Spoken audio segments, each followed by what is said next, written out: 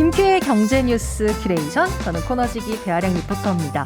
어렵고 복잡한 경제 한 큐에 정리해 주실 김큐, 안녕하세요. 네, 어서 오십시오. 네. 이번 한 주도 잘 보내셨죠? 달력을 보니 저희가 네. 5월에 만나는 마지막 날이더라고요. 그렇죠. 6월에 만나나요, 이제? 그럼요. 6월은 제 생일이 있습니다. 상반기가 이제 거의 끝나가는 네네. 건데, 우리가 그만큼 경제 뉴스로 꽉 채웠다는 생각에 이번 주도 한번 달려봐야겠다, 이런 생각이 듭니다. 네, 뭐가 궁금하십니까? 오늘 이 얘기 안 할 수가 없더라고요. 재건축 이야기인데 일기 신도시 선도지구 지정 뉴스가 있었죠. 네. 그러면 이게 본격적으로 분당이나 일산 같은 곳이 재건축 들어간다, 이렇게 해석을 해야 되나요? 조금 이제 타임테이블이 나왔고요. 들어갈 가능성이 매우 높아졌죠. 근데 이게 복잡한 문제여서 지켜보긴 해야 되겠는데, 이제 정부가 일단 속도를 내려는 의지를 확실하게 보였다라고 보여집니다. 네. 모 일간지에서는 이 선도지구와 관련돼서 신도시 재건축 1번 타자다 이렇게 표현을 했던데요. 일기 신도시 재건축이 쉽지 않기 때문에 뭐 유튜브 어떤 썸네일에는 양자역학보다 더 어렵다 뭐 이런 표현까지 썼던데 네. 그 정도로 좀 고민이 많은 거긴 합니다. 일단 일기 신도시라고 하면 우리가 분당, 일산, 중동, 평촌, 삼본 이렇게 5곳을 얘기하거든요. 1989년에서 95년까지 이곳을 정부가 이제 신도시로 개발을 했고요. 네. 여기에 지금 사는 인구가 117만 명이 거주한다라고 돼 있어요. 가구 수로 보면 28만 가구 정도가 거주를 합니다. 분당이 9만에서 10만 가구 정도로 가장 크고요. 그리고 일산이 7만 가구, 그리고 나머지 중동, 평촌, 삼본 이런 데는 한 4만 가구를 조금 넘는 규모 정도가 돼요. 네. 89년부터 이곳을 개발했으니까 지금 30년 넘었잖아요. 그러게요. 그러니까 이제 결국엔 노후화된 주거 환경 개선, 이를 통한 도시 재생 이런 것 때문에 신도시 재개발이 필요하다 이런 얘기가 계속 제기돼 왔었고요. 그래서 아시겠지만 이제 대통령 공약 사업이기도 했고, 그래서 특별법까지 만들어뒀던 상황이죠. 그랬었죠. 근데 이제 부동산 경기가 워낙 안 좋고 뭐 사업상 문제가 계속 불거지다 보니까 특별법까지 만들어졌는데도 이 건설사들이 딱히 재건축이나 뭐 이런 사업이 잘 진행이 안 된단 말이죠. 그러다 보니까 정부가 선도지구를 지정을 해서 조금 더 속도를 높여보겠다 이렇게 발표를 했다, 이렇게 이해하시면 됩니다. 이게 그러면 1순위 이런 느낌인 건지. 네. 보통 재건축을 하면 가격이 같이 오른다라고 알고 있잖아요. 네네. 이 지역에 계신 분들 관심이 굉장하겠는데요? 그렇죠. 그 지역뿐만 아니라 부동산 경기 전반에도 영향을 좀 미칠 만한 문제여서 그렇죠. 관심들이 굉장히 많습니다. 네. 그래서 신도시 특별법이 나왔을 때도 부동산 시장이 조금 뭐 들썩들썩거리는 경우가 있었고요. 근데 일단은 전체적으로는 진행 상황을 좀 더 지켜봐야 될 것 같긴 합니다. 근데 부동산 시장에 미칠 영향은 굉장히 크다고 봐요. 워낙 규모가 좀 크고 신도시 뭐 5곳에 대한 재건축 사업이기 때문에 이게 몇몇 특정 단지의 재건축이 아니지 않습니까? 선도지구 규모부터 좀 보면 분당에 8,000호, 일산에 6,000호, 평촌 4,000호, 중동 삼본도 4,000호 이렇게 해서 총 2만 6,000호의 재건축 단지들이 이제 지정이 되는 거고요. 네. 여기서 지자체 재량으로 기존 물량의 50% 내에서 더 지정을 할 수가 있습니다. 그러면 아까 2만 6천호에서 50%를 더 더하면 최대 3만 8천호까지도 된다는 얘기니까, 아까 일기 신도시 중에 뭐 삼본, 중동, 편존이 가구 수가 4만 가구라고 했지 않습니까? 네. 그러면 거의 이 신도시급 하나가 재건축 들어간다 이렇게 그러네요. 보셔도 돼요. 많다고 하면. 그 얘기는 이 도시를 다 부수고 다시 새로 짓는 거니까 여기에 사는 사람들이 이사 나가야 되거든요. 보통 저희가 아파트 재건축하는데 한 3년 걸린다라고 생각하거든요. 그러면 일기 신도시에 사는 28만 가구 아까 산다고 했으니까 여기서 10에서 15% 정도가 선도지구 대상이고, 네. 여기에 사는 인구 대충 계산해 보면 아까 6개 신도시에 117만 명 사는데 한 10에서 15% 정도 인구를 대략 수치로 뽑으면 15에서 한 17만 명 정도거든요. 이 사람들이 이전해야 된다는 얘기예요. 그러네요. 그러니까 당장 재개발은 일반적으로 말씀하신 것처럼 부동산 시장의 호재로 받아들여지긴 하는데 네. 구축 아파트가 당연히 신축 아파트가 되는 거니까 주변에 이제 신축 아파트 시세로 가격이 형성되기 시작하거든요. 근데 이제 이게 가구 수가 워낙 많다 보니까 공급량이 많아지면 또 이게 그렇게 오를 것이냐의 문제가 일단 발생을 하고요. 그리고 아까 말씀하신 대로 17만 명이나 되는 사람들이 주변으로 뭐 전세로 살고 이주하는 상황이 벌어지면 전세 시장에서 엄청난 영향을 미칠 수 있다는 얘기가 되겠죠. 듣고 보니 진짜 그런 것 같아요. 아까 전에 처음에 일기 신도시 재건축이 양자역학보다 어렵다고 하셨는데 제가 네. 처음에 들었을 때는 우스갯소리구나 했는데 그냥 막 우스갯소리는 아닌 것 같아요. 그것 때문만은 아닙니다. 그러니까 이게 앞서 이제 수익성 때문에 이 건설이 잘 안 들어가고 있다는 말씀 드렸지 않습니까? 그러니까 재개발을 하더라도 이게 수익성이 담보가 돼야 건설회사도 나서고 조합들도 쉽게 추진이 되는데요. 이게 안 되고 있는 이유들이 좀 있습니다. 그러니까 언론 기사들 보시면 최근에 분담금 문제가 꽤 나오고 있어요. 네. 그러니까 이제 재건축 들어가면 일기 신도시들 같은 경우에는 지금 현재 평균 용적률이 한 200% 정도 되거든요. 근데 이거를 특별법을 도입해서 주거지 용적률을 500%까지 정부가 올려주겠다고 한 것도 아까 말씀드린 대로 수익성을 조금 더 높여주겠다는 얘기거든요. 용적률을 이렇게 완화한다는 거는 그만큼 층수를 올릴 수 있다는 얘기고 기존 입주자들이 신규 분양 물량을 섞어서 이거 분양해서 사업비를 좀 충당해야 이 사업이 진행될 거다. 그러니까 수익성을 좀 높여주겠다는 의지가 들어있는 거거든요. 네. 근데 다만 정부가 이 용적률을 50%, 500%까지 올려줄 때 조건을 좀 걸어놓은 게 있어요. 그러니까 반대급부로 공공기업, 이른바 기부 체납을 같이 높인다라고 돼 있거든요. 네. 그러니까 재건축에서 층수를 올리게 되면 사람들이 그만큼 많이 살게 되니까 인구 과밀이 일어나잖아요. 그러다 보면 교통체증도 일어나고 그러니까 인프라 개선해야 되거든요. 주변 인프라. 그렇죠. 그러니까 이거 지자체가 돈 들여서 할 수가 없으니까 기부 체납 받은 돈으로 일부를 충당해서 그걸 해주는 겁니다. 그러니까 용적률을 높여줘서 수익성을 어느 정도 담보해줬는데 기부 체납도 같이 올라가니까 수익성도 떨어지겠죠. 그러니까 좀 애매한 상황이 벌어지는 거란 말이죠. 더군다나 최근에 건축비가 엄청 올랐어요.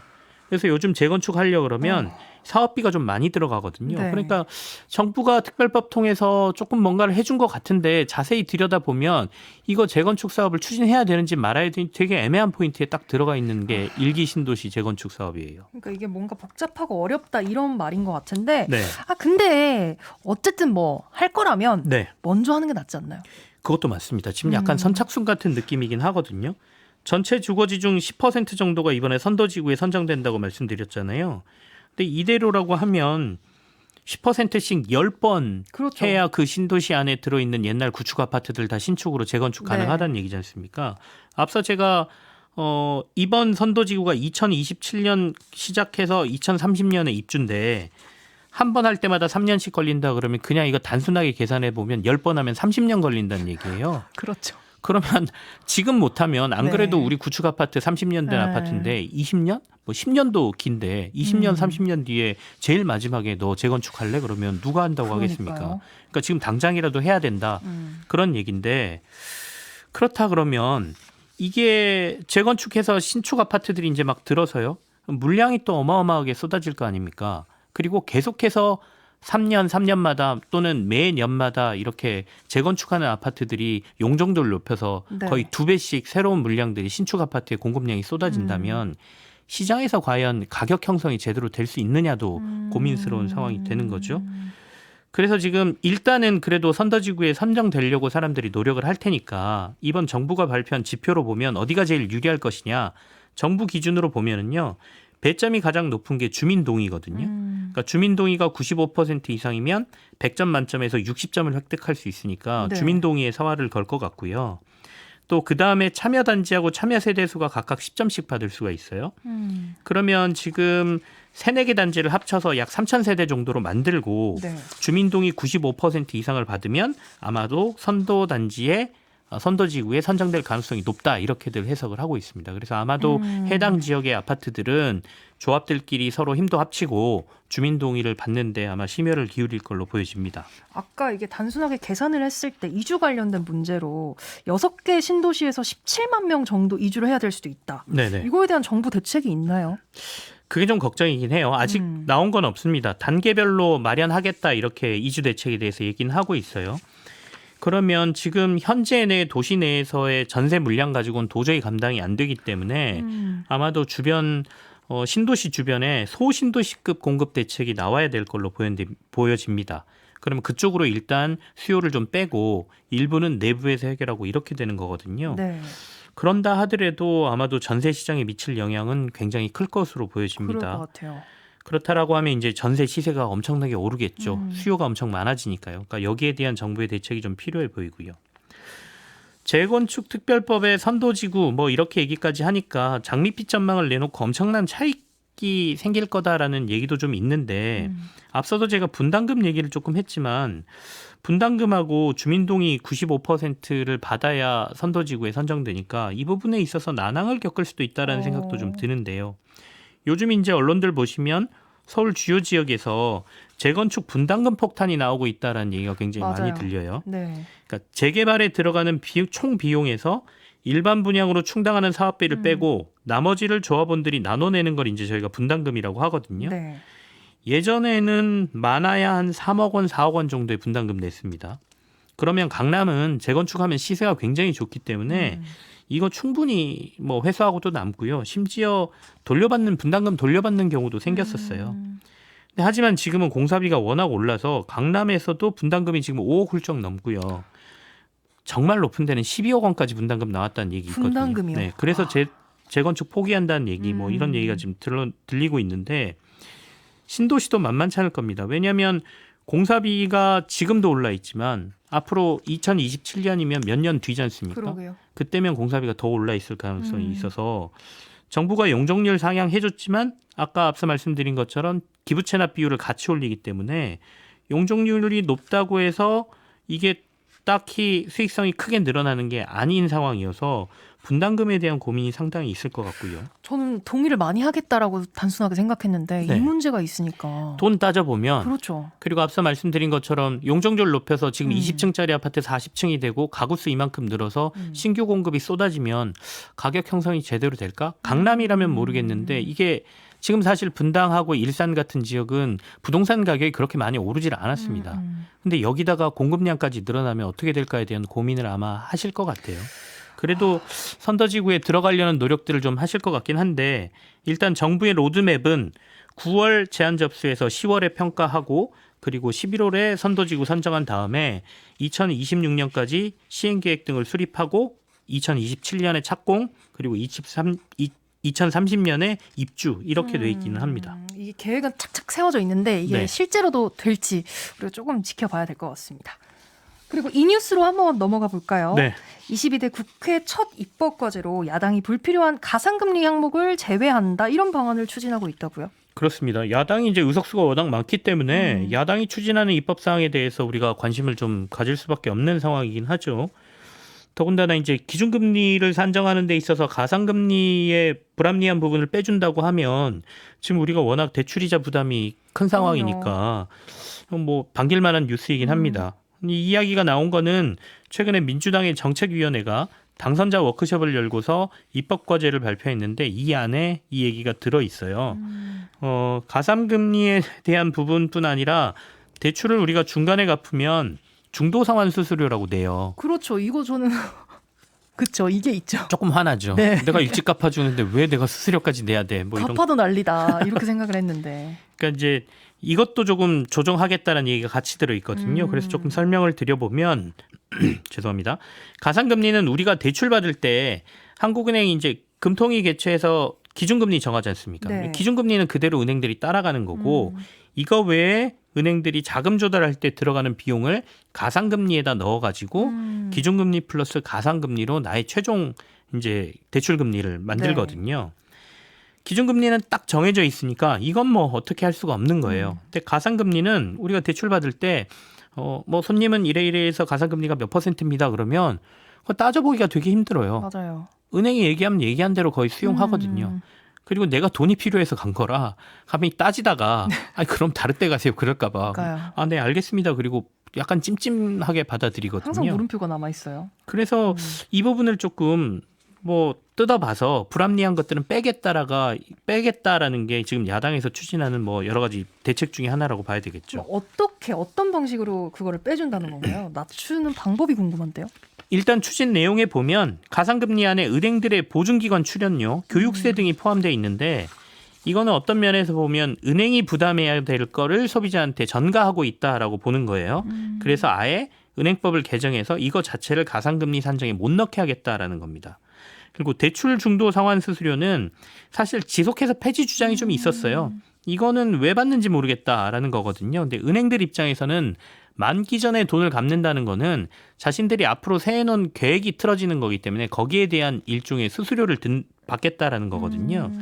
근데 이제 거기에 대해서 소비자의 선택권을 제한한다라는 주장도 있고, 그다음에 소비자들은 이미 매달 이자를 내면서 거기에 대한 부담을 하고 있었다라는 주장도 있고요. 네. 그리고 최근에 경쟁시켜 놓으니까 상환 수수료 안 받는 데들도 많던데 그럼 아예 없애는 게 어떻느냐 뭐 이런 얘기도 있고, 그래서 아예 금융소비자법을 손질해서 중도 상환 수수료를 폐지하는 쪽으로 지금 추진을 하고 있다라고 얘기는 됩니다. 이거는 듣던 중 되게 반가운 소식인 것 같은데 어쨌든 저도 지금 이자를 갖고 있는 상황에서 네. 제가 실질적으로 매달 내는 이자가 좀 내려갈 수 있을까요?